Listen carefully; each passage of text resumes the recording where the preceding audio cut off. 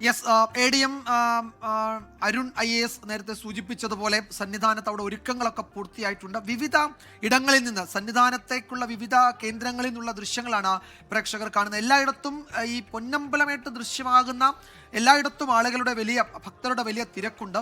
അവരെയൊക്കെ നിയന്ത്രിച്ച് പോലീസിന്റെ ഒരു സേനാവിന്യാസവും ആ പ്രദേശങ്ങളിലൊക്കെ ഉണ്ട്. ഇടത്താവളങ്ങളിൽ അതീവ ജാഗ്രത വേണം എന്നത് ഹൈക്കോടതിയും ദേവസ്വം ബോർഡിനും പോലീസിനും ഒക്കെ നിർദ്ദേശം നൽകിയിട്ടുണ്ട്. വീണ്ടും നമ്മൾ സന്നിധാനത്തേക്കാണ്. അവിടെ ദൃശ്യങ്ങളിൽ കാണാം, എപ്പോൾ വേണമെങ്കിലും തന്ത്രിയുടെ ഒക്കെ അനുമതി വാങ്ങി മേൽശാന്തി അണിയിക്കുന്ന പൂമാലയൊക്കെ ചാർത്തി തിരുവാഭരണ ഘോഷയാത്രയെ സ്വീകരിക്കാൻ വേണ്ടി അവിടെ നിന്നുള്ള വോളണ്ടിയേഴ്സ്, ദേവസ്വം ഭാരവാഹികളും അയ്യപ്പ സേവാ സംഘത്തിന്റെ പ്രവർത്തകരുമൊക്കെ അല്പസമയത്തിനകം സന്നിധാനത്തു നിന്നും ശരംകുത്തിയിലേക്ക് പോകും. ശരംകുത്തിയിലാണ് ആചാരപരമായ വരവേൽപ്പ് ഘോഷയാത്രയ്ക്ക് നൽകുന്നത്. പിന്നീട് നാഗസ്വരത്തിന്റെയും ചെണ്ടമേളത്തിന്റെയും ഒക്കെ അകമ്പടിയോടെ, നിരവധി തീവട്ടികളുടെ ഒക്കെ അകമ്പടിയോടെയാണ് ശരംകുത്തിയിൽ നിന്ന് ആ ഘോഷയാത്ര വലിയ നടപ്പന്തലൊക്കെ കടന്ന് 18-ാം പടിയുടെ സമീപത്തേക്ക് എത്തുക. അപ്പോഴേക്കും ഏതാണ്ട് ഒരു 6 മണിയും കഴിയും. പിന്നീട് ദീപാരാധനയ്ക്ക് നടയടയ്ക്കുകയും 6:40 ദീപാരാധനയ്ക്ക് വീണ്ടും നട തുറക്കുകയും ചെയ്യും.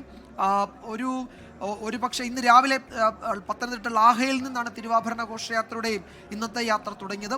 അത് പ്രധാനപ്പെട്ട ഇടത്താവളങ്ങൾ, അയ്യപ്പനുമായി ബന്ധമുള്ള പ്രധാനപ്പെട്ട ഇടത്താവളങ്ങൾ, തിരുവാഭരണ പാത എന്ന് വേണമെങ്കിൽ നമുക്ക് വിളിക്കാവുന്ന ഒരു പ്രത്യേക വഴിയിലൂടെയാണ് ആ യാത്ര വരുന്നത്. പല പല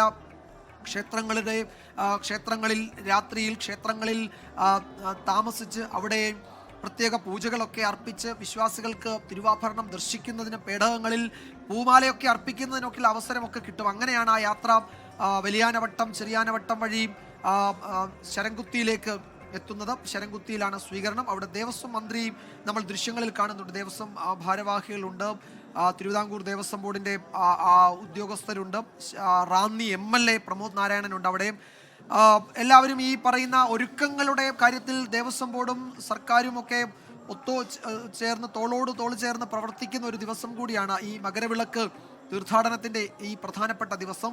എത്ര സൗകര്യങ്ങൾ ഒരുക്കിയാലും സന്നിധാനത്ത് ഒട്ടും കൂടുതലല്ല എന്ന് പറയാവുന്ന ദിവസങ്ങളാണ്. കാരണം രാജ്യത്തിന്റെ നാനാഭാഗത്തു നിന്ന്, ദക്ഷിണേന്ത്യയിൽ നിന്ന് മാത്രമല്ല രാജ്യത്തിന്റെ നാനാഭാഗത്തു നിന്നും വിശ്വാസികൾ അവിടേക്ക് ഒഴുകിക്കൊണ്ടിരിക്കുകയാണ്. ഈ തിരുവാഭരണം ചാർത്തിയ അയ്യപ്പന്റെ കമനീയമായ രൂപം, ആ വിഗ്രഹം അടുത്ത 2-3-4 ദിവസം കൂടി അവിടെ ദർശനം ഉണ്ടാകും. അവർക്ക് അവിടെ എത്തിയാൽ കാണാൻ കഴിയും. അതുകൊണ്ട് തിരുവാഭരണം ചാർത്തിയ അയ്യപ്പനെ കാണുക എന്നത് വലിയ സന്തോഷം നൽകുന്ന വലിയ ആഗ്രഹ സാഫല്യമാണ്. അതുകൊണ്ട് ആ ദിവസങ്ങളിൽ കൂടുതൽ തീർത്ഥാടകർ അവിടേക്ക് എത്തും. അതുകൊണ്ട് ഇനിയുള്ള ദിവസങ്ങളിലും വലിയ തിരക്കായിരിക്കും. ആ തിരക്കൊക്കെ ഉൾക്കൊള്ളാൻ പറ്റുന്ന തരത്തിലേക്ക് സന്നിധാനം ഒരുക്കുക, അതൊക്കെയാണ് ദേവസ്വം ബോർഡിന്റെയും ദേവസ്വം ഭാരവാഹികളുടെയും ഒക്കെ ചുമതല.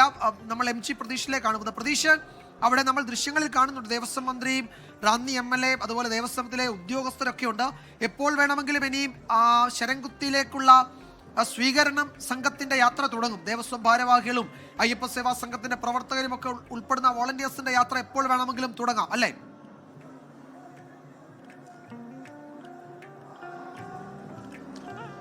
വിജയകുമാർ, തീർച്ചയായും തിരുവാഭരണ ഘോഷയാത്രയെ വരവേൽക്കാൻ ശബരിമല സന്നിധാനം ഒരുങ്ങിക്കഴിഞ്ഞു. അതിനുള്ള അവസാനഘട്ട തയ്യാറെടുപ്പിലാണ്. വിജയകുമാർ സൂചിപ്പിച്ചതുപോലെ തന്നെ ഏത് നിമിഷം വേണമെങ്കിലും ശരംകുത്തിയിൽ തിരുവാഭരണ ഘോഷയാത്ര എത്താം. തന്ത്രിയുടെ അനുമതിയോടുകൂടിയായിരിക്കും തിരുവാഭരണ ഘോഷയാത്രയെ സ്വീകരിക്കാൻ ഇവിടെ നിന്ന് പുറപ്പെടുന്നത്. ഈ ദീപാരാധനയും ഒപ്പം ഈ പൊന്നമ്പലമേട്ടിലെ മകരജ്യോതിയും കാണാൻ വലിയ തീർത്ഥാടകരുടെ തിരക്ക് പലയിടങ്ങളിലും ശബരിമലയുടെ വിവിധ ഭാഗങ്ങളിൽ അനുഭവപ്പെടുന്നുണ്ട്. വിവിധ മേഖലകളിൽ നിന്നുള്ളവർ ശബരിമല സന്നിധാനം എത്തിയിട്ടുണ്ട്. ഇപ്പോൾ VK ശ്രീകണ്ഠൻ MP ഇവിടെ ശബരിമല സന്നിധാനത്തുണ്ട്. ഇനി മകരജ്യോതി തെളിയാൻ ദീപാരാധനയ്ക്ക് കുറച്ച് മണിക്കൂറുകൾ മാത്രമേ ഉള്ളൂ. അപ്പോൾ ഈ ഒരു സന്നിധിയിൽ നിൽക്കുമ്പോൾ എന്താണ്? ആദ്യമായി 24ന്റെ പ്രേക്ഷകർക്ക് എല്ലാവർക്കും മകരവിളക്ക് ആശംസകൾ.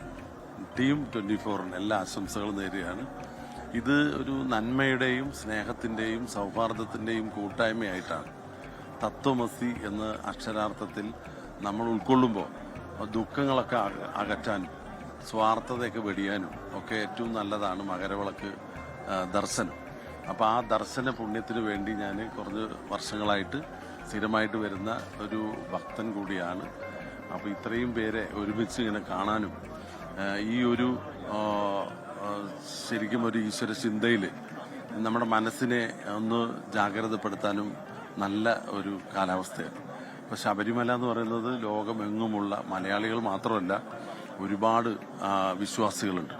ആ വിശ്വാസ സമൂഹത്തിൻ്റെ ഒപ്പമാണ് എന്നുകൂടെ നമുക്ക് ഫീൽ ചെയ്യും. അപ്പോൾ അത് ഒരു നന്മയുടെ, ഒരു സൗഹാർദ്ദത്തിൻ്റെ, പ്രത്യേകിച്ച് മതസൗഹാർദ്ദത്തിൻ്റെ കേരളത്തിലെ ഏറ്റവും പ്രധാനപ്പെട്ട ഒരു ഇടം എന്നുള്ള നിലയ്ക്ക് ശബരിമലയിൽ വരുമ്പോൾ നല്ലൊരു അനുഭൂതിയാണ് ഉണ്ടാകുന്നത്. വിജയകുമാർ, അതാണ് ഈ MP സൂചിപ്പിച്ചതുപോലെ തന്നെ മതത്തിന്റെയോ ജാതിയുടെയോ അതിർവരമ്പുകൾ ഒന്നും തന്നെ ഇല്ലാതെ ആർക്കും കയറി ചെല്ലാവുന്ന ഒരിടം, അതാണ് ശബരിമല സന്നിധാനം.